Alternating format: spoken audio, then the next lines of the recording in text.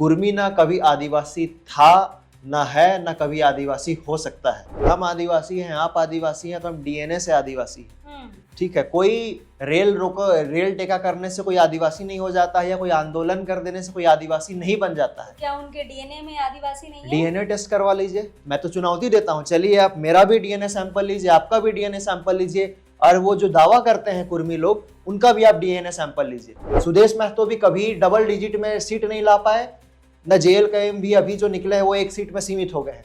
तो ये देख रहे हैं कि हम लोग को अगर सत्ता की बागडोर को संभालना है तो हम लोग को एसटी का सूची में जाना होगा। मुजफ्फरपुर में 1929 में एक कॉन्फ्रेंस हुआ था, उसमें मानभूम के ही 3 प्रतिनिधि लोग वहां पर जा करके बोले थे कि कुर्मी लोग जो है प्रिमिटिव ट्राइब नहीं है, और हम लोग जो इंडियन सक्सेशन एक्ट का जो आधार में बताया उस पर बोले थे कि हम लोग एक क्षत्रिय हैं, और उसके बाद से ही इन लोग क्या किए थे कि जनेऊ धारण किए थे। ये TRI का रिसर्च रिपोर्ट में ही क्लियरली यहाँ पर मेंशन किए हुए हैं, अपने आप को क्षत्रिय भी मानते थे। ऐसा नहीं लगता है कि कुर्मी समाज को अगर आदिवासी का दर्जा मिल जाता है तो आदिवासियों की शक्ति बढ़ेगी? 44 लाख के आसपास लोग 2011 अदर्स में सरना धर्म को टिक किए थे। अदर्स में अगर ये लोग सरना होते तो 2011 का जनगणना का डेटा में उनको रिफ्लेक्ट होना चाहिए ना। अफीम कुर्मी के नाम से आदिवासी लोग उस गांव में पुकारते थे। ये किसी तरह का हम लोग आज नहीं बोल रहे हैं कि अफीम कुर्मी, हम लोग आज के दिन पे ये टर्मिनोलॉजी नहीं दिया गया, ये वर्षों, आज से 200-300 साल पहले ही ये टर्मिनोलॉजी, ये इतिहास में है। आदिवासी में जो भी सांस्कृतिक व्यवस्था है या फिर जो भी धार्मिक व्यवस्था है वो पाहन के द्वारा किया जाता है, और पूरी तरह से प्राकृतिक पर वो निर्भर है। लेकिन इनका TRI रिपोर्ट में भी कहा गया है कि ये लोग जो हैं अपना क्या बोलते हैं, पंडित से पूजा करते हैं, घर में तुलसी का पेड़ भी लगाए हैं और उसका पूजा करते हैं। 2 मई 1913 का जो ये गजट है, इसमें ये किसी भी तरीके से ये आप इसको प्रूफ नहीं कर सकते हैं कि ये ST का सूची था या आदिवासी का सूची था। 2004 में भी किया गया है, फिर 8 में भी हुआ है, 15 में भी हुआ, जितना बार भी शोध हुआ है सब में TRI ने स्पष्ट रूप से कहा है कि कुर्मी आदिवासी नहीं है। आदिवासी का जो लैंग्वेज होता है वो 2 लैंग्वेज फैमिली में बेसिकली पाया जाता है। एक द्रविडियन हो गया, उरांव, जैसे मैं कुडुक बोला हूँ, द्रविडियन लैंग्वेज फैमिली हो गया, मुंडा हो गया, और बाकी जो है वो ऑस्ट्रो एशियाटिक लैंग्वेज फैमिली में आता है। लेकिन इनका जो लैंग्वेज है वो इंडो आर्यन लैंग्वेज फैमिली में आता है। आदिवासी समाज ने प्रण लिया है कि ये जो रेल टेका करने वाले लोग का इस बार घुटना टेकवा देंगे। दोस्तों, आधुनिकता के इस दौर में कहा यह जाता है कि आदिवासियों को जीने का तरीका नहीं आता है। आज भी आदिवासी जो है कंदमूल खाते हैं। मेट्रो सिटी की अगर हम बात करें, अगर आदिवासियों का जिक्र होता है तो आज भी वहाँ के लोग ये कहते हैं आदिवासी मतलब पत्ते पहनने वाले लोग, जंगलों में रहने वाले लोग। झारखंड के आदिवासियों की अगर हम बात करें तो यहाँ के आदिवासियों के पास ना तो अच्छा स्वास्थ्य है, ना ही शिक्षा है।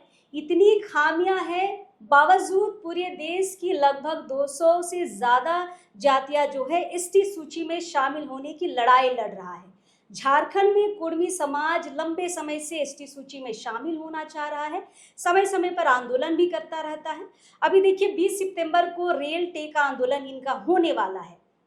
जैसे ये खबरें सोशल मीडिया पर आई है, आदिवासी समाज भी पूरी प्रबलता के साथ इस बार भी विरोध कर रहा है।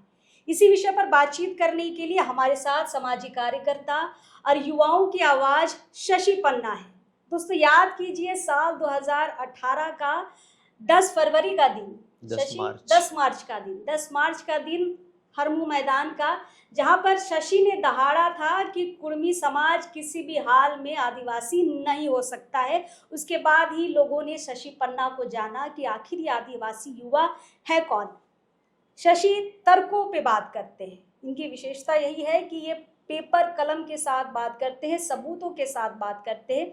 हमने जितना भी इंटरव्यू किया है कुर्मी मामले में, हमने शुरू से ये कहा है कि इस बार हम तर्कों पे बातचीत करेंगे, कागजों पे बातचीत करेंगे, इतिहास पर बातचीत करेंगे। फिलहाल चलिए बात को आगे बढ़ाते हैं। शशि, आपका स्वागत है लोकतंत्र 19 में। जोहार सभी को। शशि, इस बार भी कुर्मी समाज आदिवासी सूची में शामिल होने के लिए पूरी तैयारी के साथ रेल टेका आंदोलन कर रहा है। एक और गुट है जो जंतर मंतर भी इस बार गया था और अपनी बातों को रखने का काम किया है। क्यों बार बार विरोध करते हैं आप लोग? कभी आपने ये नहीं सोचा कि इनकी मांग भी जायज हो सकती है? देखिए सुनीता जी, अगर इनका मांग जायज रहता तो शायद हम लोग विरोध नहीं करते, लेकिन जिस तरह से फर्जी इतिहास को दिखा करके, फर्जी तथ्य को रख करके ये लोग आदिवासी का लाभ लेने के लिए अनुसूचित जनजाति की श्रेणी में घुसना चाह रहे हैं, हम उसका विरोध करते हैं। कुर्मी ना कभी आदिवासी था, ना है, ना कभी आदिवासी हो सकता है। इसका पूरी तरह से आदिवासी समाज विरोध करता है और इस बार आदिवासी समाज ने प्रण लिया है कि ये जो रेल टेका करने वाले लोग का इस बार घुटना टेकवा देंगे। और जिस तरह से ये लोग बार बार धमकी देता है कि रेल टेका करेंगे, हम लोग आर्थिक नाकेबंदी करेंगे, इस बार आर्थिक नाकेबंदी भी अगर करेगा तो ये लोग आदिवासी समाज इस बार इन लोग का नाक में दम करके ही छोड़ेंगे। तो हम लोगों ने प्रण ले लिया है कि इस बार हम लोग किसी भी तरह से पीछे हटने वाले नहीं है। ये बात बिल्कुल सही है, उनका लोकतांत्रिक अधिकार है, किसी भी लोगों समुदाय, किसी भी व्यक्ति का लोकतांत्रिक अधिकार है कि वो अपना डिमांड को लोकतांत्रिक तरीके से रख सकते हैं। लेकिन ये हमारा भी लोकतांत्रिक अधिकार होता है कि अगर कोई हमारा घर में घुस करके अगर हमारा अधिकार को छीनने का प्रयास करेगा तो ये हमारा भी लोकतांत्रिक अधिकार है कि हम उसका विरोध करेंगे और अपना अधिकार का संरक्षण करेंगे। शशि, साल 1913 की ये बात करते हैं, जैसे कि आपने कहा कि ना कभी थे, ना कभी हैं, ना आगे बनेंगे, लेकिन ये कहते हैं कि हम 1913 में थे, साजिशन हमें हटाया गया और अब जो है, जो हमारी इतने सालों की जो मांग है वो हम अभी मांग रहे हैं, अपना अधिकार ही तो मांग रहे हैं। देखिए इन लोग का दावा जो है वो सिर्फ दो डॉक्यूमेंट को लेकर के है। एक वो लोग 3 मई 1913 का जो ये जो गजट है उसको लेकर के ये दावा करते हैं। मैं वही बताना चाहता हूँ, एक ये गजट है और एक है आपका 8 दिसंबर 1931 का गजट है। ये जो 2 मई 1913 का जो ये गजट है, इसमें ये किसी भी तरीके से ये आप इसको प्रूफ नहीं कर सकते हैं कि ये एसटी का सूची था या आदिवासी का सूची था, क्योंकि ये जो गजट पब्लिश हुआ, ये जो नोटिफिकेशन है वो पूरी तरह से इंडियन सक्सेशन एक्ट 1865 से ये कम्युनिटी को बाहर रखा जाता है, सिर्फ उसी का जिक्र किया हुआ है। लेकिन इससे ये प्रूफ नहीं होता है कि ये लोग आदिवासी ही थे, पहली बात। दूसरी बात, इसमें ये देखेंगे कि इसमें और भी बहुत सारा कम्युनिटीज है जो कि आज के समय में एसटी का सूची में नहीं है। जैसे फॉर एग्जांपल हम देखें तो घासी हो गए। आज जो यहाँ के घासी है वो आपका एससी समुदाय में आते हैं, एससी कम्युनिटी में आते हैं, तो वो तो आदिवासी नहीं है। तो इसमें बहुत सारा ऐसा कम्युनिटी था जो इसको इंडियन सक्सेशन एक्ट 1865 से बाहर रखा गया था, उसका सूची को ये बोलते हैं कि हम उस सूची के अनुसार हम एसटी का सूची में थे या हम आदिवासी थे। ये पूरी तरह से गलत है, ये किसी भी तरह से दावा सही सत्य नहीं हो सकता या प्रूफ नहीं किया जा सकता। कुछ ऐसा पॉइंट तो होगा ट्राइबल नहीं, ये केवल एक वर्ड ऊपर में लिखा हुआ है, where as the tribes known as करके आगे में मुंडा, उरांव, संथाली सबके बारे में लिखा हुआ है और इसी में एक कुड़मीज भी लिखा हुआ है। तो ये पहला बात, ये आप पूरा पढ़िए, आप सिर्फ पहला एक वर्ड के ऊपर आप पूरा नोटिफिकेशन को नहीं बोल सकते हैं कि ये सिर्फ ट्राइब के लिए सूची था। एक पैराग्राफ पढ़ दीजिए। ये इसमें लिखा हुआ है कि where as the tribes known as Mundas, Oraon, Santhal, Ho, Bhumij, Kharias, Ghasis, Gonds, Korwas, Kurmis, Mal Sauriyas, pan dwelling in the province of Bihar and Odisha have customary rules of succession and inheritance incompatible with the provision of Indian Succession Act 1865, and it is inexpedient to apply the provision of the act to the member of those tribes। मतलब कहने का मतलब ये है कि ये जो Indian succession act है इस कम्युनिटी पर ये लागू नहीं होता है, बस यही कहा गया है। तो ये जो नोटिफिकेशन, इससे आप ये नहीं प्रूफ कर सकते हैं कि आप आदिवासी ही थे। और सिर्फ इसी को लेकर के फिर बाद में जो 1931 का जो नोटिफिकेशन निकला, उसमें बस यही था कि इंडियन सक्सेशन एक्ट 1925 जो बना, उससे जो ये कम्युनिटी को बाहर किया गया है, बस उसी का लिस्ट इसमें पब्लिश किया गया था। तो ये किसी भी तरह का ये प्रमाणित आप नहीं कर सकते, या प्रमाण नहीं है कि ये आदिवासी थे या है। ठीक तो है, इसी को साजिशन बोला ये इसी को साजिशन कहा जाता है। और यही सोशल मीडिया में आप देखेंगे, यही लेटर सब जगह वायरल हो रहा है। लेटर भी मैं सोशल मीडिया में जो इनके द्वारा दिया गया था, क्लियर से निकला भी नहीं है, मैं उसी को पढ़ के आप लोगों के समक्ष रखा। तो ये महज पेपर आप बता रहे हैं, मैं उन्हीं का पेपर बता रहा हूँ, उन्हीं का पेपर को मैं पढ़ करके बताया। सोशल मीडिया में वायरल भी हो रहा है, बहुत लोग मुझे भी टैग करते हैं, आपको भी टैग करते होंगे। हालांकि इसमें कंटेंट में क्लैरिटी नहीं है, पढ़ना भी थोड़ा मुश्किल हो रहा है इसमें, लेकिन मूलतः ये यही डॉक्यूमेंट को लेकर के ये दावा कर रहे हैं सब जगह में। चलिए, तो 1913 कि आप जहाँ पे फंसते हैं, जहाँ पर ये कहा यह जाता है कि नहीं हम आदिवासी थे और हमें साजिशन हटाया गया है, तो कागजों के तौर पर, यहाँ तथ्यों के तौर पर यहाँ पर शशि पन्ना जो है यहाँ पे आपको ये बता रहे हैं कि यहाँ पर वैसी कोई बात नहीं है एसटी सूची में शामिल करने ये बस इंडियन सक्सेशन एक्ट से बाहर रखने की बात है इसको।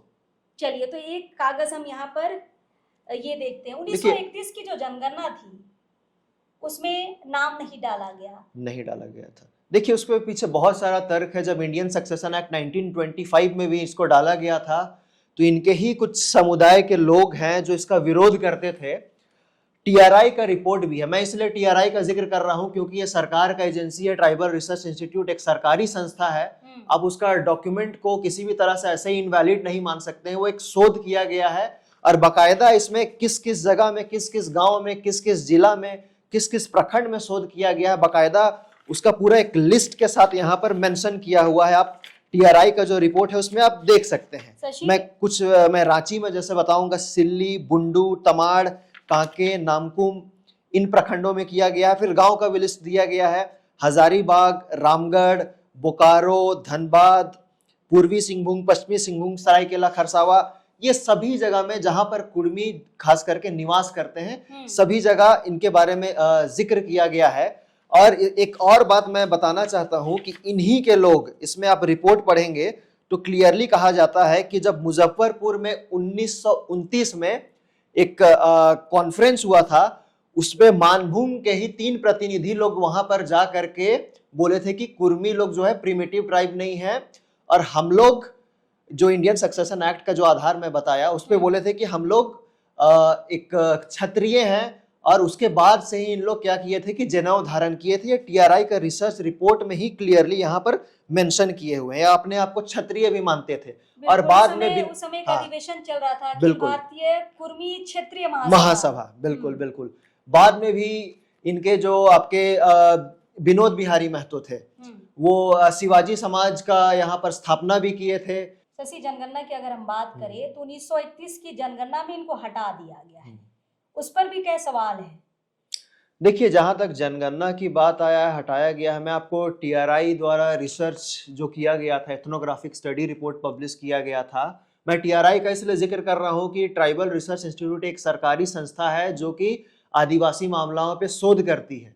तो इसीलिए आप इसका रिपोर्ट को किसी तरह से इनवैलिड या नकार नहीं सकते हैं, बल्कि ये पूरी तरह से तथ्य के साथ यहाँ पर अपना रिसर्च की थी। मैं आपको रोकूंगी जी, आप जिस टीआरआई का रिपोर्ट का अगर आप जिक्र कर रहे हैं, आगे बात कर रहे हैं, तो अभी कुछ लोगों से जब हमने बातचीत की तो उनका कहना है कि एक तरफा रिपोर्ट है, एक तरफा रिपोर्ट है, और अब कुर्मी समाज जो है टीआरआई की रिपोर्ट को नहीं मानना चाहता है। देखिए, जो प्रोसेस है टीआरआई का आप नहीं मानेंगे तो किस रिपोर्ट को आप मानेंगे? इनके द्वारा बहुत सारा तथ्य जो है फर्जी तरीके से रखा जा रहा है, इतिहास को डिस्टॉर्ट किया जा रहा है। आप सरकारी एजेंसी का रिपोर्ट को अगर आप मान्य नहीं मानेंगे तो फिर आपका दावा ही एकदम गलत है। क्योंकि सरकार को जो किसी भी समुदाय को अगर अनुसूचित जनजाति का श्रेणी में इंक्लूड करना है तो एक प्रोसेस है। प्रोसेस शुरू होता है आपका राज्य सरकार के यहाँ अगर प्रस्ताव आता है तो टीआरआई के द्वारा रिसर्च किया जाता है, एथनोग्राफिक स्टडी रिपोर्ट दिया जाता है। उसके बाद फिर एथनोग्राफिक स्टडी रिपोर्ट के आधार पे केंद्र, यहाँ राज्य सरकार केंद्र को या तो कैबिनेट से पास करके केंद्र सरकार को मिनिस्ट्री ऑफ ट्राइबल अफेयर्स को भेजती है।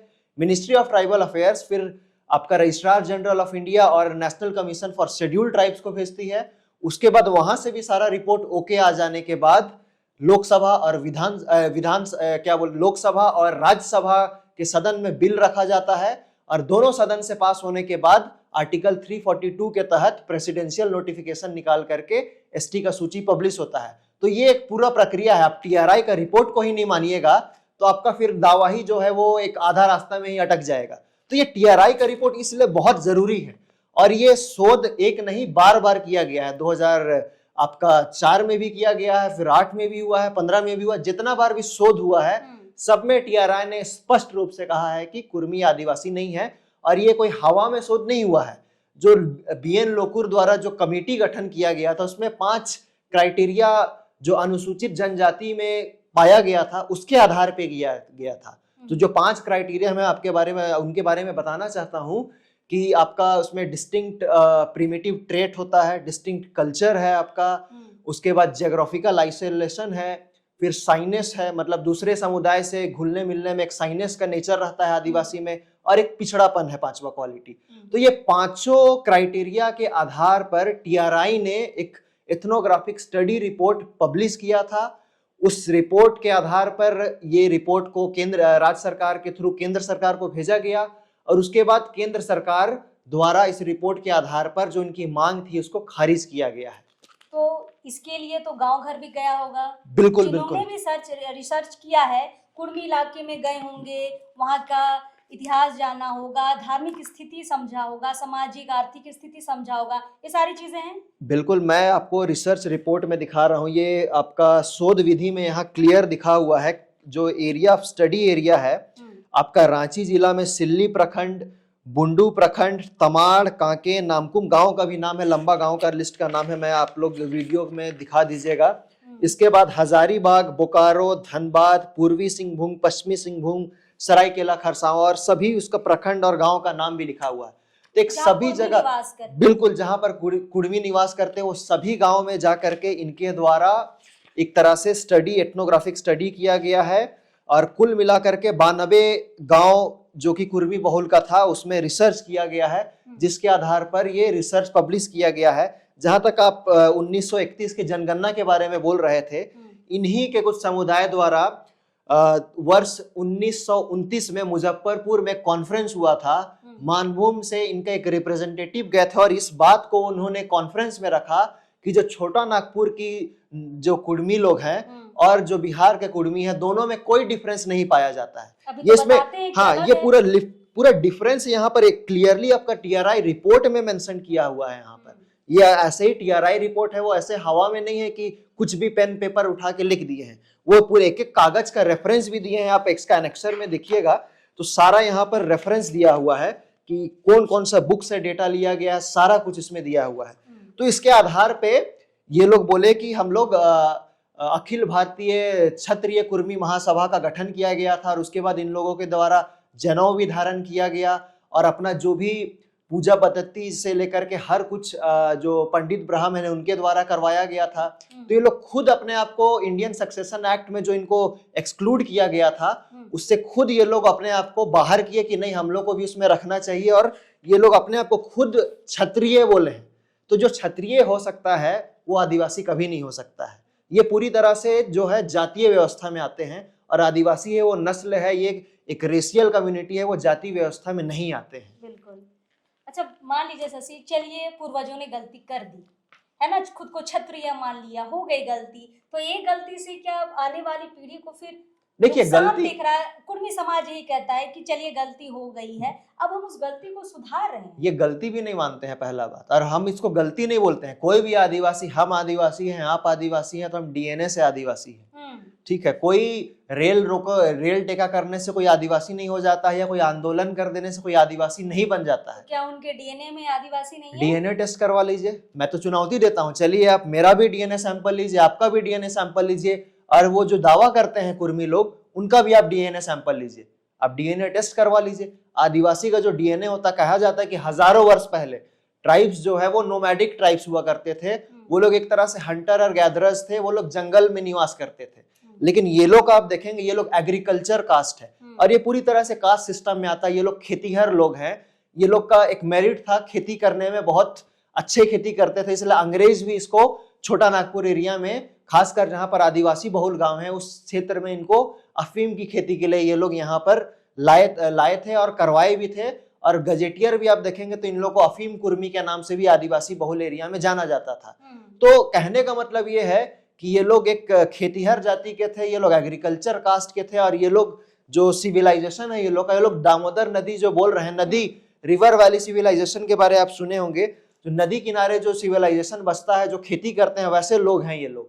और हम लोग आप देखेंगे कि हम लोग आदिवासी हैं, जंगल में निवास करते थे, हमारे पूर्वज भी नारा लगाते थे, हम लोग भी नारा लगाते हैं कि जल जंगल जमीन हमारा है। तो हमारे पूर्वज ऐसे ही नहीं कोई रात में सपना आया था और अगला दिन सुबह उठ के बोलने लगे कि जल जंगल जमीन हमारा है, बल्कि हम लोग को विरासत में मिला था। पहले हम लोग जंगल में रहते थे, वहां का कंदमूल हो या जो भी वहां का वनोपज हो उस पर हम निर्भर करते थे। लेकिन जैसा जैसा सिस्टम, जैसा जैसा समय बदलते गया, वैसे वैसे आदिवासी लोग भी जंगल को साफ करते गए, प्लेन एरिया में जो भी जंगल था साफ किए, मुंडा लोग को खुदगट्टी राइट्स मिला और उसके बाद धीरे धीरे खेती करने का जो पद्धति है उसको अडॉप्ट करते गए। तो ये मतलब एक आदिवासी का मूलतः देखेंगे तो जंगल पे ही निर्भर रहते हैं।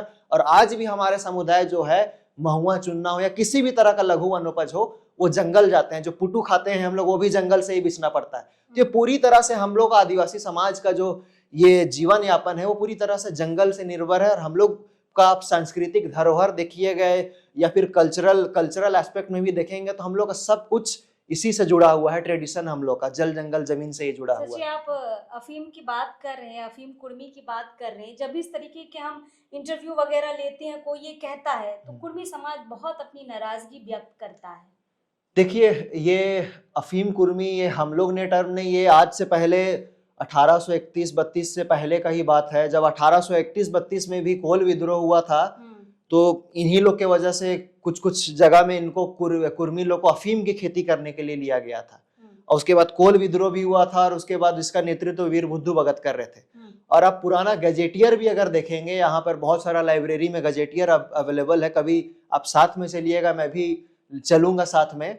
वहां पर हमारे इतिहासकार लोग भी बताते हैं कि गजेटियर में इस चीज का क्लियरली मेंशन्ड है कि ये लोग को अफीम कुर्मी के नाम से आदिवासी लोग उस गांव में पुकारते थे। ये किसी तरह का हम लोग आज नहीं बोल रहे हैं कि अफीम कुर्मी, हम लोग आज के दिन पे ये टर्मिनोलॉजी नहीं दिया गया। ये वर्षों, आज से 200-300 साल पहले ही ये टर्मिनोलॉजी, ये इतिहास में है, ये गजेटियर में है। और बहुत सारे आपको एक मैं नाम लेना चाहता हूँ, मैं एक जेवियर कॉलेज के प्रोफेसर थे, वो स्पेशली इसी के ऊपर अफीम कुर्मी के नाम से ही उनका एक रिसर्च भी है।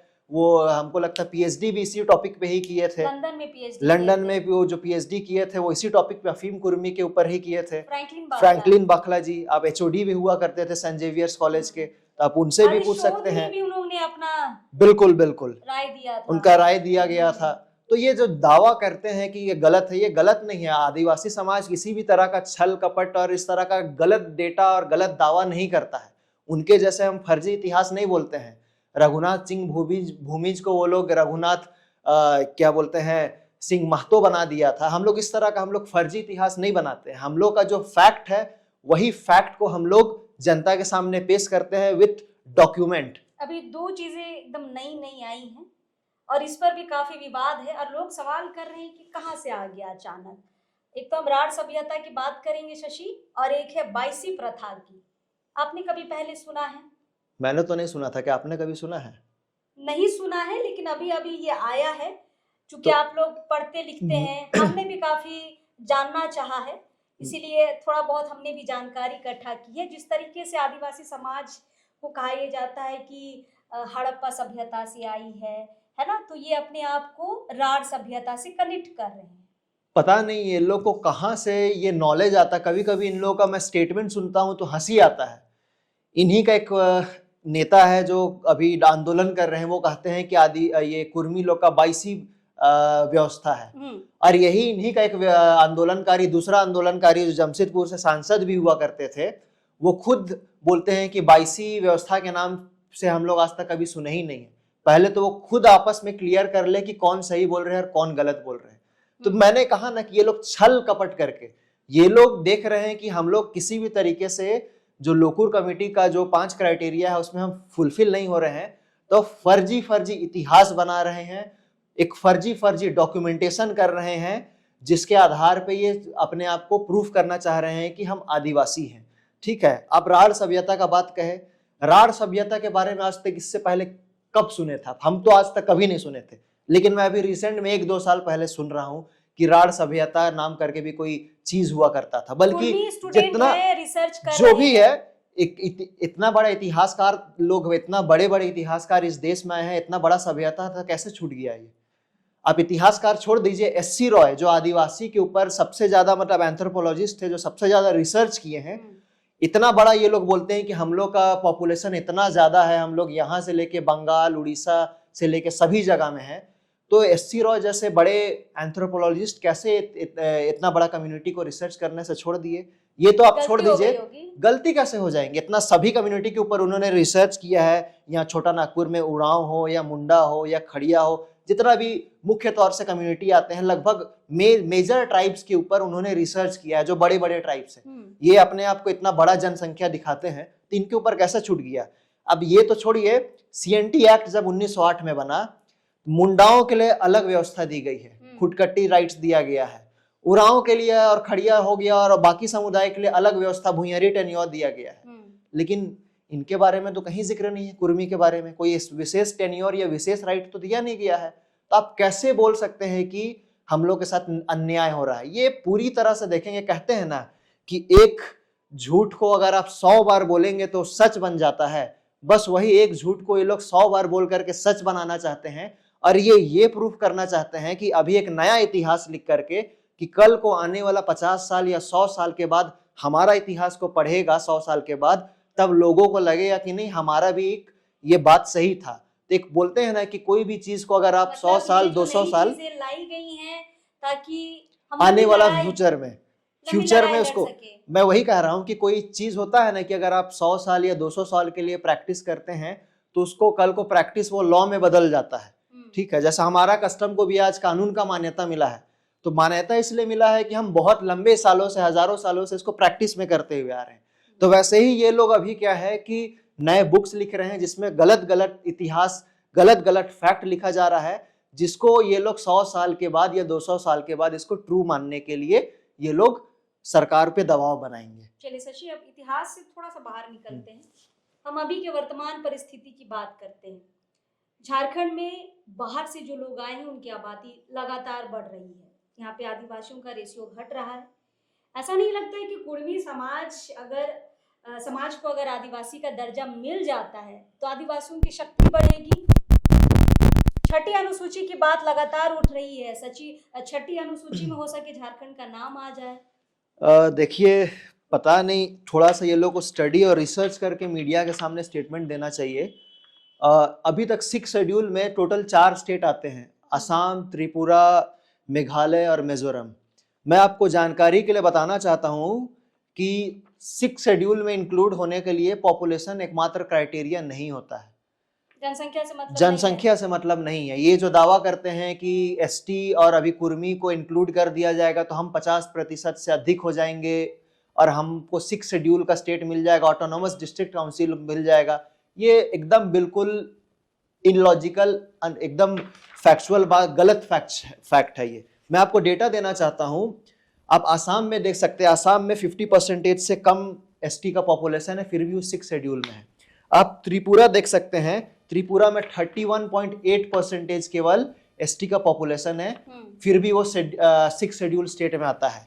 इसके बाद में और आपको और 2 स्टेट का आंकड़ा देता हूं। अरुणाचल प्रदेश 68.8% एसटी का पॉपुलेशन है, लेकिन वो 6 शेड्यूल में नहीं आता है, नहीं आता 68 के बावजूद, वो तो 50 से अधिक है। अब नागालैंड में आइए, नागालैंड 86.5% उन लोग का पॉपुलेशन एसटी का, फिर भी वो 6 शेड्यूल में नहीं आता है 86 के बावजूद। तो ये झूठा है, ये एक महज बहलाने के लिए है। ठीक है, आदिवासी भी पढ़ा लिखा है, आदिवासी इस राजनीति को समझता है। ये सोचते हैं कि हम आदिवासी को इस तरह के बातें बोल करके, बहला फुसला करके हम अपने काबू में कर लेंगे और हम इसको अपने डिमांड में समर्थन करवा लेंगे। तो ये आदिवासी बेवकूफ नहीं है, आदिवासी भी आज के दिन में पढ़ा लिखा है। आज के आदिवासी कानून को भी पढ़ते हैं, संविधान को भी पढ़ते हैं, और जो नया और पुराना बुक्स है सभी को पढ़ते हैं और एक रिसर्च करके हम मीडिया में बयान देते हैं। अच्छा शशि, कुछ क्राइटेरिया है जिसके हिसाब से आपको ये लगता है कि कुर्मी हमारे संलग्न नहीं है या फिर वो आदिवासी नहीं बन सकता है? कुछ क्राइटेरिया देखते हैं क्या? परिवेश से, रहन सहन से, बातचीत से? आपने लोकल कमेटी की तो बात बताई है, हाँ। लेकिन ऐसे भी आपको कुछ देखिए, अंतर लगता है? मैं उरांव हूँ, मेरा भाषा कुड़ुक है, आप मुंडा है, आपका भाषा मुंडारी है। उसी तरह खड़िया का भी अलग भाषा है, संथाल का भी अलग भाषा है। हम लोग का जो लैंग्वेज भाषा, तो वो भी दावा कर रहे हैं कि कुरमाली हम लोग का भाषा है।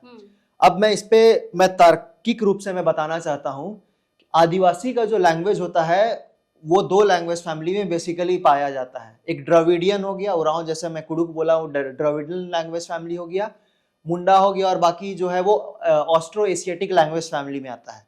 लेकिन इनका जो लैंग्वेज है वो इंडो आर्यन लैंग्वेज फैमिली में आता है। इंडो आर्यन कहने का मतलब है वो जो हिंदू लोग का जो इंडो आर्यन लैंग्वेज फैमिली है उसके आता है। तो ये टीआरआई का रिपोर्ट भी एकदम क्लियरली इसमें मेंशन किया हुआ है कि ये लैंग्वेज इनका अलग है, और इसके साथ साथ इनका क्षेत्र के साथ भाषा भी बदलता है।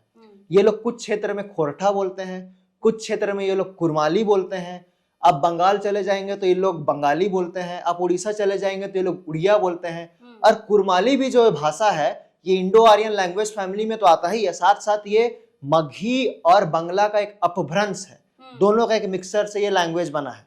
तो ये पूरी तरह से गलत है। दूसरी बात आया तो कल्चर, के हिसाब से भाषा बदल जाता है। लेकिन आप देखिए उरांव मुंडा, आज आसाम का उरांव और मुंडा को देखेंगे, आज भी वो कुड़ूकर मुंडारी बोलता है। वहां का संथाली आज भी संथाली भाषा बोलता है, लेकिन इनका एरिया के साथ भाषा बदल रहा है। और जो लैंग्वेज फैमिली का मैंने जिक्र किया वो इंडो आर्यन लैंग्वेज फैमिली में आता है, तो आदिवासी का लैंग्वेज फैमिली नहीं है। ठीक है, इसके साथ साथ आपका इसका कस्टम एंड ट्रेडिशन बोलेंगे। आदिवासी में जो भी सांस्कृतिक व्यवस्था है या फिर जो भी धार्मिक व्यवस्था है वो पाहन के द्वारा किया जाता है और पूरी तरह से प्राकृतिक पर वो निर्भर है। लेकिन इनका टीआरआई रिपोर्ट में भी कहा गया है कि ये लोग जो हैं अपना क्या बोलते हैं, पंडित से पूजा करते हैं, घर में तुलसी का पेड़ भी लगाए हैं और उसका पूजा करते हैं। इसके साथ साथ दहेज प्रथा के बारे में भी मतलब कहीं कहीं पर इन लोगों का पाया जाता है। तो ये सब जो है कस्टम और ट्रेडिशन है वो आदिवासी से पूरी तरह से भिन्न है, एक नहीं है। पर अभी तो करम भी मना रहे हैं। देखिए अभी क्या है कि पिछले 10 वर्ष से हम देखेंगे आदिवासी बनने का होड़ में ये लोग क्या है कि आदिवासी का जो भी पर्व और त्योहार है उसको अडॉप्ट कर रहे हैं और ये दिखाने का कोशिश कर रहे हैं। मैंने कहा ना कि 100 साल से कोई चीज को प्रैक्टिस किया जाता है तो वो एक तरह से लॉ में तब्दील हो जाता है। तो उसी तरह से ये प्रैक्टिस शुरू हो गया है। खासकर मैं पिछला 8-10 साल से देख रहा हूं कि जहां पर आज तक कभी करम नहीं मनाया गया था वहां पर करम मना रहे हैं ये लोग। जहां सरहुल कभी नहीं मनाया गया था वहां सरहुल मनाया जा रहा है। विश्व आदिवासी दिवस मैं देखा था, आज तक ये लोग कभी नहीं मनाए थे। इस साल बोकारो धनबाद के कुछ एरिया में इन लोग के द्वारा विश्व आदिवासी दिवस मना रहा है। तो ये प्रैक्टिस ये दिखाने के लिए कर रहे हैं। ठीक है, तो यही बात। अब तो ये लोग ये भी दावा करते हैं कि हम लोग सरना धर्म को मानते हैं। अगर सरना गांव में अभी भी सरना स्थल नहीं है, बिल्कुल नहीं। आप खतियान में भी देख सकते हैं, आपका सरना स्थल खतियान में जिक्र है। आप जितना भी आदिवासी गांव में आप देखेंगे वहां राजस्व गांव है, ज्यादा नहीं, झार भूमि का वेबसाइट में ही जाके देख लेंगे खतियान में, तो वहां क्लियरली मेंशन है कि कौन सा जमीन सरना स्थल है, कौन सा जमीन मसना स्थल है, सारा कुछ जिक्र है इसमें। लेकिन इनके जमीन में तो ऐसा कोई जिक्र नहीं है, खतियान में तो कोई जिक्र नहीं है। तो और जो सरना धर्म मानते हैं ये लोग, अभी इनके द्वारा दावा किया जा रहा है कुछ लोगों के द्वारा, इनका अगुआ द्वारा, बड़ा हास्यास्पद बात है। आपको 2011 का जनगणना डेटा के बारे में बताना चाहता हूं कि इस राज्य में 26% आदिवासी लोग रहते हैं। लगभग 86 लाख से अधिक जनसंख्या है आदिवासी का। उस 86 लाख में से लगभग 44 लाख के आसपास लोग 2011 अदर्स में सरना धर्म को टिक किए थे। अदर्स में अगर ये लोग सरना होते तो 2011 का जनगणना का डेटा में उनको रिफ्लेक्ट होना चाहिए ना। ये लोग खुद बोलते हैं कि दावा करते हैं कि हम 20 से 25 लाख है, तो अगर आप सरना धर्म मानते हैं तो ये डेटा तो आपका बढ़ना चाहिए। लेकिन ये डेटा में तो आपका रिफ्लेक्ट नहीं हो रहा है किसी भी तरीके से। मतलब इन लोगों ने उस अदर्स में साइन नहीं किया है। अभी ये लोग, हो सकता है कि हम लोग का इंटरव्यू देखने के बाद अगला जनगणना में ये लोग ये चीज, जैसे ये लोग करम और सरहुल मना रहे हैं, उसी तरह से हो सकता है कि अगला जनगणना में ये लोग जनगणना की भी प्रैक्टिस शुरू हो जाएगा। बोलेगा कि अगला जनगणना में हम लोग भी सरना में टिक मारेंगे, तो हो सकता है अगला डेटा में रिफ्लेक्ट होगा। लेकिन डेटा छिपता नहीं है। पिछला डेटा को हम कंपेयर करेंगे 2001 और 2011 का, तो ये आपका डेटा मार्केट में है, आपका सेंसस का साइट में भी ऑनलाइन अपलोडेड है, आप सब देख सकते हैं। डेटा झूठ नहीं बोल रहा है, इनका मन और दिमाग इसका पूरी तरह से झूठ बोल रहा है और छल कपट करके ये आदिवासी बनना चाहते हैं। बल्कि आदिवासी समुदाय में आदिवासी व्यक्ति लोग कोई भी छल कपट की तरह किसी भी तरह का भावना नहीं रखते हैं अपने अंदर। बस पॉइंट यहाँ पे हम पकड़ पाए हैं शशि की बात से कि कुर्मी समाज ये कहता है कि साजिशन हमें जनगणना से हटाया गया या इस कॉलम से हटाया गया। लेकिन हाँ, आपके पास अवसर था साल 2011 का जनगणना का। अगर एसटी है आप तो आप इसका भरपूर फायदा साल 2011 में उठा सकते थे। क्या कह रहे शशि? बिल्कुल। उसमें जैसे आपके अनुसार अन्य का जो कॉलम है उसमें साइन नहीं गया है, मतलब हिंदू में गया क्या? हिंदू में गया है, बिल्कुल। हिंदू धर्म में लोग टिक मारे हैं। अब ये लोग, लेकिन कुछ नेता लोग हैं, लोग अभी मीडिया में बयान देते हैं कि हम लोग सरना धर्म को मानते हैं, प्रकृति पूजा करते हैं। ये लोग स्टेटमेंट यही दे रहे हैं ना। तो अगर आप वास्तव में प्रैक्टिस में अगर सरना धर्म मानते तो आपका 2011 का सेंसस का डेटा में इस चीज का जिक्र होता, इस चीज दिखता वहां पर। लेकिन मतलब जितना पुराने भी इतिहास छोड़ दीजिए, अभी जो नई चीजें बन रही हैं उनमें ये सारी चीजें वो एक्टिव नहीं है, सारी चीजें नहीं, बिल्कुल बिल्कुल पूरी तरह से मैं तथ्य को डिस्टॉर्ट करके, मतलब एक नया तथ्य, एक झूठा फैक्ट को स्टैब्लिश करने का ये लोग अब षड्यंत्र रच रहे हैं। बोला जाए, ये बोलते हैं कि हम लोग के साथ साजिश हुआ है ना, बल्कि अब ये लोग असली आदिवासी के खिलाफ साजिश कर रहे हैं ये लोग, इस तरह का झूठी फैक्ट डाल करके। क्या नुकसान देख रहे हैं शशि? जनसंख्या पे आपने बात कर ली कि छठी अनुसूची तो कोई हिसाब से नहीं हो सकता है, तो क्या फायदा ऐसा चीज है? जैसे कि हमारा आप आदिवासी हैं, हम तो रोते रहते हैं कि हमें अधिकार नहीं मिल रहा है, फिर बाकी समुदाय जो एसटी सूची में आना चाहता है, किन चीजों को लेकर आना चाहता है, क्या फायदे दिख रहे हैं? फायदा इन लोगों को यही दिख रहा है कि सामाजिक, आर्थिक और राजनीतिक फायदा लेने के लिए ये लोग ये सब कर रहे हैं। आर्थिक ये रूप से किसी तो सबल हैं, सामाजिक रूप से भी सबल हैं, फिर तो भी क्या राजनीतिक हिसाब से आप देख रहे हैं? एजेंडा इनका वही है। ये लोग किसी भी तरीके से चाहते हैं कि जो पॉलिटिकल रिजर्वेशन मिलता है, अगर ये एसटी का सूची में इंक्लूड हो जाएंगे तो ये पॉलिटिकल रिजर्वेशन का बेनिफिट ये लोग भी ले लेंगे। इसके साथ साथ आपको जो एसटी का रिजर्वेशन जॉब और एजुकेशन सेक्टर में मिलता है, उसका भी ये रिजर्वेशन का बेनिफिट लेकर के ये अपना, हम लोग का मेन आदिवासी का हकमारी करना चाहते हैं ये लोग। तो असली मसला यही है ये लोग का, कि ये लोग किसी भी तरीके से सामाजिक, आर्थिक और राजनीतिक फायदा जो अभी आदिवासी को मिल रहा है, उस फायदा को लेने के लिए और सत्ता को मूलतः रूप से हासिल करने के लिए, क्योंकि अब ये लोग सत्ता में किसी भी तरह हाशिए पे पड़े हुए हैं। इनको ज्यादा से ज्यादा अगर देखेंगे तो इनके सबसे बड़ा नेता हुआ करते थे सुदेश महतो, और अभी कल परसों एक नया विधायक निकले हैं, ठीक है। तो ये लोग देख रहे हैं कि सुदेश महतो भी कभी डबल डिजिट में सीट नहीं ला पाए, न जेएल कैम भी अभी जो निकले हैं वो एक सीट में सीमित हो गए हैं। तो ये देख रहे हैं कि हम लोग को अगर सत्ता की बागडोर को संभालना है तो हम लोग को एसटी का सूची में जाना होगा। हम लोग जब तक एसटी का सूची में रिजर्व सीट में नहीं जीत पाएंगे तब तक हम लोग भी सत्ता में नहीं बैठ पाएंगे। तो असल मकसद ये लोग का यही है कि सत्ता में बैठ करके आदिवासी का हक अधिकार को छीनना और कुर्मी को आगे बढ़ाना, यही इन लोग का असल मांग है।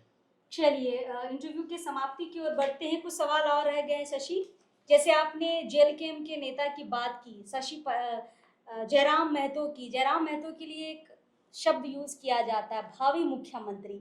तो क्या ये भावी मुख्यमंत्री और ये कुर्मियों का एसटी सूची में शामिल होना कनेक्शन देख पाते हैं क्या?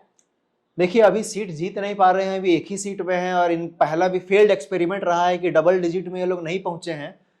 तो इनका एक तरह से प्रयास और प्रयोग है कि हम एसटी का सूची में बन जाएंगे तो हमारा जो सीट है रिजर्व्ड हो जाएगा। तो ऐसे में क्या है कि ये लोग कुर्मी लोगों को रिजर्व सीट में खड़ा करके अपना एक पॉलिटिकल बेनिफिट साधना का एक प्रयास तो जरूर है। तो नजर मुख्यमंत्री के पद पे है क्या? देखिए, मुख्यमंत्री बोलने से नहीं बन जाता है। इस राज्य में आप देखेंगे 5 प्रमंडल है, 5 प्रमंडल का आप अगर यहाँ डेमोग्राफिक देखेंगे तो सब अलग है। आप पलामू प्रमंडल चले जाइए, वहाँ का डेमोग्राफिक और पॉलिटिक्स अलग है। आप उत्तरी छोटा नागपुर चले जाइए, वहाँ का डेमोग्राफिक और पॉलिटिक्स अलग है। साउथ छोटा नागपुर जहाँ हम लोग बैठे हैं वहाँ का पॉलिटिक्स अलग है, कोल्हान का अलग है, संथाल का अलग है। तो कहने का मतलब है ये जो मुख्यमंत्री का सपना देख रहे हैं ये शायद सपना ही रह जाएगा, ये हकीकत में बदलने वाला नहीं है। चलिए, कुछ और सवाल रह गए हैं शशि। वो लोग संवैधानिक मांग कर रहे हैं, केंद्र से मांग कर रहे हैं, आप आदिवासी यहाँ क्यों परेशान हो रहे हैं? और पिछले साल जैसे आप तो लगातार इस पे आवाज उठाते रहते हैं, ये कोर्ट भी गए हैं। देखिए, संवैधानिक हम इसलिए कह रहे हैं क्योंकि कोर्ट भी जा रहे हैं, लगातार मांग कर रहे हैं, फिर पता नहीं आप लोग क्यों बार बार विरोध करते हैं। देखिए, मैं कोर्ट के बारे में आपने जिक्र किया, मैं कोर्ट के बारे में बताना चाहता हूँ। इनके द्वारा हाई कोर्ट में भी एक रिट पिटिशन फाइल किया गया है। डॉक्टर विद्या भूषण महतो या कुछ उनके पिटिशनर हैं, और पिछले साल भी हम लोगों ने प्रेस कॉन्फ्रेंस करके इसके बारे में हम लोगों ने काउंटर किया था। जी, उसी चीज को मैं याद कर रही हूं। मैं तथ्य के साथ मैं बताना चाहता हूं कि जब मणिपुर में घटना हुआ था Kuki versus Meitei, Manipur high court ने स्टेट गवर्नमेंट को डायरेक्ट किया था कि कुकी मैती को अनुसूचित जनजाति की सूची में शामिल करने के लिए प्रक्रिया किया जाए। तो उस आधार पे वहां हिंसा भी हुआ था। इसके बाद मैं द हिंदू में ये पब्लिश है रिपोर्ट, ये 8 मई 2023 को, जब सुप्रीम कोर्ट के उस समय चीफ जस्टिस हुआ करते थे DY चंद्रचूड़, उन्होंने सुप्रीम कोर्ट में कहा कि a high court does not have power to direct changes in scheduled tribe list। ये उन्होंने क्लियरली कहा और उन्होंने ये रेफरेंस लिया था वर्ष 2000 में एक कॉन्स्टिट्यूशनल बेंच का जो फैसला आया था उसके आधार पे उन्होंने ये कोर्ट में कहा था। और उन्होंने ये भी कहा कि आर्टिकल 342 के तहत सिर्फ प्रेसिडेंट ऑफ इंडिया के पास पावर है किसी भी कम्युनिटी को एसटी के सूची में शामिल करने के लिए। हाई कोर्ट को ये पावर नहीं है। हाई कोर्ट के पास पावर नहीं है। जब ये सुप्रीम कोर्ट कह चुका है कि हाई कोर्ट के पास पावर नहीं है तो ये फिर हाई कोर्ट में ये किस आधार पे ये केस यहाँ पर कर रहे हैं। और इसके बाद से अभी के मैं बताना चाहता हूँ कि पिछले बार मैंने इसी के रेफरेंस पे हम लोगों ने प्रेस कॉन्फ्रेंस करके हम लोगों ने आगाह किया था। तो उसके बाद से अभी तक उस केस को हियरिंग स्टेज में होने के बाद, केस एडमिट भी हो चुका, हियरिंग स्टेज में है, उनको शायद इस बात का अभाव हो गया कि इस आधार पे, ये सब आधार पे केस डिसमिस हो सकता है। तो उस पे अब पिछला 1 साल से कुछ हियरिंग ही नहीं हुआ, केवल एक ऑर्डर पास हुआ है, वो भी कोई इस पे इंटरवेनर बन रहे थे तो वो मैटर केवल एक हियरिंग, एक ऑर्डर केवल पास हुआ है। उसके अलावा कोई हियरिंग आज तक मतलब नहीं हुआ है। मतलब तो आप समझ सकते हैं सरकार ही इस पे फैसला ले सकती है, बिल्कुल, राष्ट्रपति इस पे फैसला ले बिल्कुल सकता है, कोर्ट के पास जाना कोई उपाय नहीं है। कोर्ट का जुरिस्डिक्शन से बाहर है, ये सुप्रीम कोर्ट ही कह रहा है। और मैं आपको जानकारी के लिए बताना चाहता हूं कि सुप्रीम कोर्ट का कॉन्स्टिट्यूशनल बेंच का ये जजमेंट है। और सुप्रीम कोर्ट का जो जजमेंट होता है article, constitution of India article 141 के तहत सुप्रीम कोर्ट का जजमेंट है, वो इंडिया का सभी हाई कोर्ट पे बाइंडिंग होता है, मतलब वो लागू होता, मान्य होता है। तो सुप्रीम कोर्ट का जजमेंट है, यहाँ का हाई कोर्ट में भी वो लागू होगा। ठीक है, तो इस आधार पे 1 साल से इस पे, इसलिए इस 1 साल से हो रहा है। ये लोग जबरदस्ती उस केस को डिले कर दिए हैं, एक तरह से मतलब टेकअप नहीं किया जा रहा है। हो सकता है कि आने वाला समय वो केस डिसमिस भी हो जाएगा। तो इसलिए रेल टेका चल रहा है ना, पता चल गया है कि हाई कोर्ट से कुछ नहीं होने वाला है, तो अब हम डायरेक्टली केंद्र को ही डिस्टर्ब करें। कोई नहीं, रेल टेका कीजिए, हम लोग इस बार घुटना टेकवाने के लिए तैयार हैं। क्या करेंगे इस बार? आप लोगों ने 18 में बहुत बड़ा आंदोलन किया था शशि, आज भी उनके वीडियोस आप देखेंगे तो आज भी उस वीडियो पे चर्चा होती है, खासकर शशि पन्ना के जो बयान रहे हैं उस वक्त के। उस समय तो बड़ा रैली हुआ था, हमको लगता है पूरे झारखंड से लोग आए थे। इस बार भी कुछ इसी तरीके का सोच रहे हैं क्या? बिल्कुल, हम लोग सभी समाज, आदिवासी समाज के सभी अगुआ लोग हम लोग एक बार बैठेंगे और इस पर हम लोग निर्णय लेंगे। और जैसा इन लोगों का कार्यक्रम होता है, हम लोग इसके बाद बड़ा कार्यक्रम, हम लोग भी एक विरोध प्रदर्शन हम लोग भी आयोजन करेंगे। चलिए, तो जैसा मैंने शुरुआत में भी कहा था कि कुर्मी समाज अगर ये कहता है कि अधिकार मांगना हमारा संवैधानिक अधिकार है, तो कहीं ना कहीं विरोध भी करना एक संवैधानिक अधिकार है, क्योंकि इनको लगता है कि उससे हमें खतरा है और संविधान दोनों पक्षों का ये स्वतंत्रता देती है। फिलहाल बहुत सारे मुद्दों पर हमने बातचीत की है। 1913 के जो गजेटियर है, जिस तथ्य को लेकर कुर्मी समाज बात करता है, उस पर भी शशि पन्ना ने अपनी बात रखी है। और कुर्मी समाज हाई कोर्ट में गया था पिछले साल, उस पर भी यहाँ पर देखिए शशि पन्ना ने अपनी पूरी बात रखी है। टीआरआई की जो रिपोर्ट है, जिन्होंने 3 बार शोध किया है, तीनों बार ये कहा गया है कि कुर्मियों की जो स्थिति है वह यथास्थिति में रखी जाए, एसटी सूची में उसे शामिल नहीं किया जाए। तो बहुत सारे यहाँ पे देखिए 6ठी अनुसूची की भी बात जहाँ फंसता है यहाँ पर सवाल कि लोग समझते हैं कि अरे चलो कहीं ना कहीं मिल जाता तो अच्छा होता, लेकिन उस पर भी यहाँ पर जवाब शशि ने दिया है। मतलब तथ्यों पर हम बात कर रहे हैं, बार बार हम ये कह रहे हैं कि तथ्यों पर हम बात कर रहे हैं, कागजों पे बात कर रहे हैं। आप जो कागज आदिवासी समाज को दिखा रहे हैं या सरकार को दिखा रहे हैं, उन पर ही हम आदिवासी समाज के लोगों से उनकी राय समझ रहे हैं और उनके पीछे की पूरी सच्चाई समझ रहे हैं और आपके तक लेकर भी आ रहे हैं।